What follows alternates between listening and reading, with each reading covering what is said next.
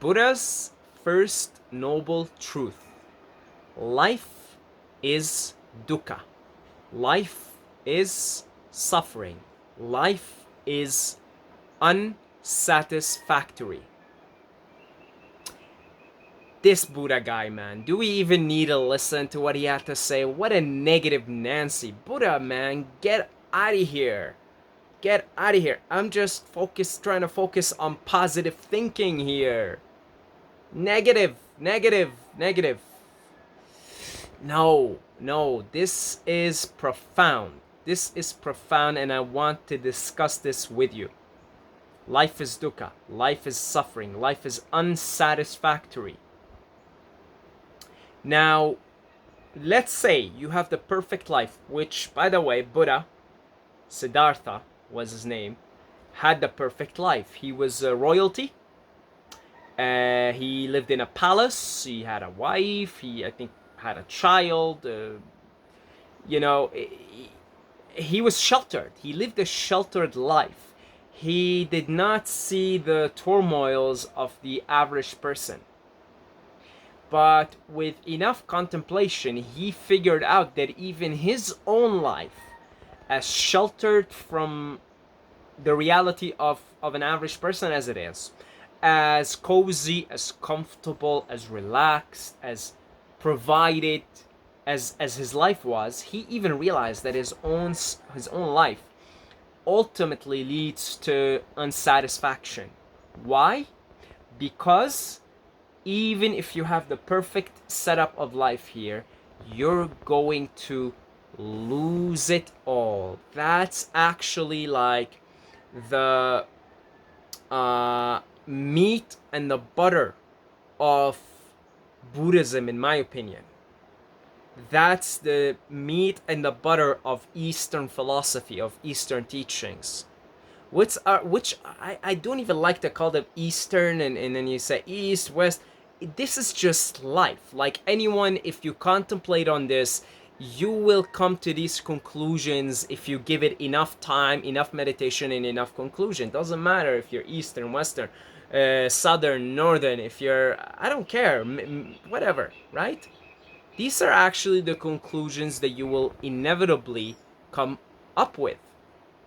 I'm going to lose everything. And it doesn't matter how perfect my life is, I'm going to lose everything. But that's like, so you take that and you say, well, it doesn't matter how perfect my life is here, eventually I'm going to lose it all. But that's not the only thing. Look around you, see how much suffering is there, not only because of this, but just impermanence. That's really what it is. Impermanence. Impermanence leads to unsatisfaction. And because we humans have a tendency to get attached to things of this world, right? Yeshua said, "Be in this world, but be not of it." Same teaching. Exactly. The guy was a quote unquote Westerner, right? We consider the Western line of thinking. He was, he was. I think, what was he born in? He's Nazareth or Bethlehem or something, right, in the Middle East, which in the modern intellectual world would be considered Western thinking. But he came to the same conclusion. He said, "You guys, just be careful. Be in this world, but be not of it."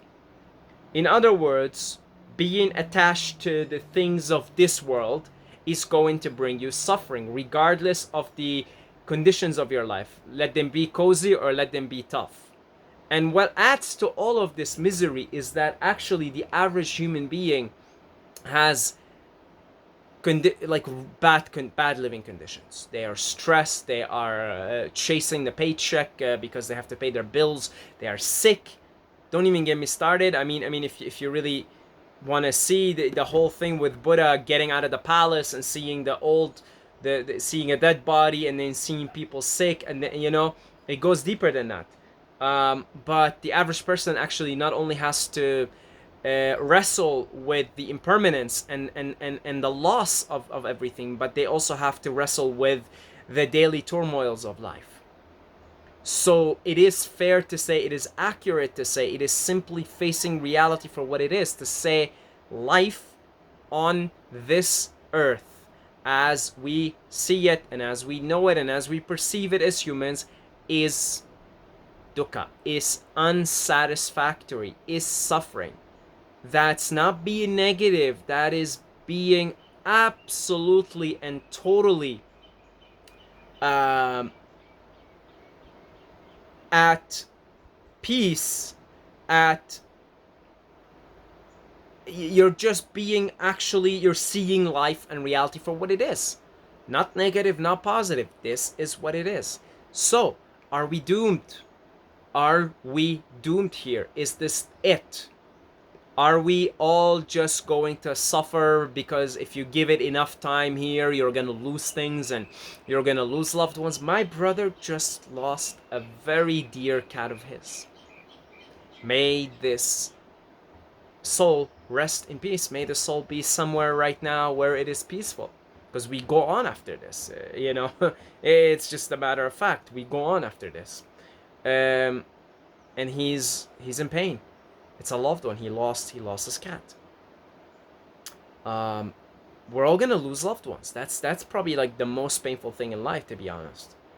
Is the impermanence is what creates that deep, innate unsatisfactoriness and suffering of this life. So so what do we do about this? Is there a way out? This is where you go into the second, third, and noble truths of Buddha, where he says, and again, like I'm not a Buddhist, I'm not a Christian, I don't have a specific religion, okay? Because like Yeshua of Nazareth, Jesus, my man Jesus, came to the same conclusions. He came to the same conclusions on his own. He came to the same conclusions. So many folks before have come to the same conclusions. So many folks alive now come to the same conclusions. Just give it enough meditation, enough contemplation, enough time, and you'll get there. You'll realize that. Well, be in this world but not be of it.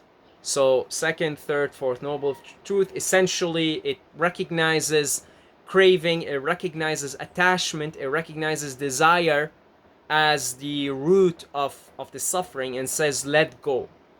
It says don't be attached. And it says in the way Jesus put it, be in this world but not be of it. So live here, be here, do what you gotta do. Chop wood, carry water. Just recognize the impermanence of things.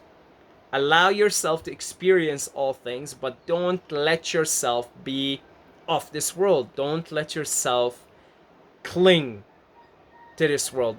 Don't try to make a certain. Don't get attached. Period. Don't get attached. Love people. And this is, I'm sitting here on my high horse and saying these things, guys. You think it's easy for me? You think if I received some news of someone that I love right now passing away, you think I'm just gonna be like, oh man, okay, there it is again? No, I'm gonna be in tears, I'm gonna be in pain, and that pain could be with me for years, right? But this is the thing. This is why this experience is ultimately tough experience, and I am going to talk more about things like the soul trap and the whole thing of us, basically the movie The Matrix being an absolute documentary for our life, and most of us here being used as batteries to serve some kind of demiurge. That's something for another video. That's not for this video, right? But it does seem to me that innately the way things are set up here are set up so ultimately we are unsatisfied. So ultimately we are suffering, and so that suffering actually feeds these specific unseen entities. They feed off our suffering. They feed off our pain. So what are we to do about it? Well, the best you can. The best you can. What's the best you can? Meditate, contemplate, let go of things mentally, be present, recognize the impermanence of things, be present for your loved ones in this moment. Love them. Be there for them, because you don't know when things go away, and they will go away. Make Believe me, they will go away. They will sooner or later. Things that we love, whether it's in people or whether it's in material form, everything goes away, and then eventually you go away. Now, I am a knower that we can live much longer.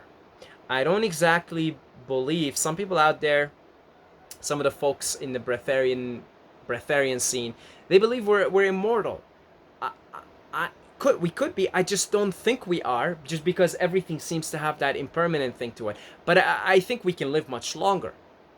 But let's say I managed to live for 500 years, right? I'm gonna see all my loved ones pass away. I'm gonna have to endure that pain, and I'm going to see some things in my life that I love, that I'm attached to.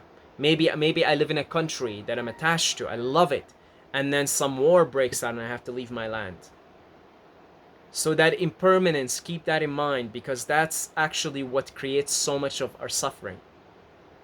And as I said, I'm going to explore these concepts further about us actually just being basically being lured in here through some kind of a soul trap in the afterlife, which comes in the form of a fake light. Have you ever heard of the concept of the false white light? And then it lures us in because this place is somehow hijacked and has become a harvest for suffering, for negative energy. Take a look around you. The whole earth is full of it. Do I think we can create some kind of a heaven on earth? Absolutely. Humanity has every capability. I just think certain unseen forces have hijacked this place and have transformed it into a place of suffering. And we're kind of doomed in a way unless we liberate ourselves. This is the whole point of, by the way, moksha, nirvana in Buddhism. It's in Hinduism would be moksha. In Buddhism would be nirvana. Is what it means is liberation. So we can be liberated. The good news, we can be liberated from all of this. So much more to unpack here, guys. So much more. I look forward to seeing you in future videos as we continue to unpack these concepts. Bless you all.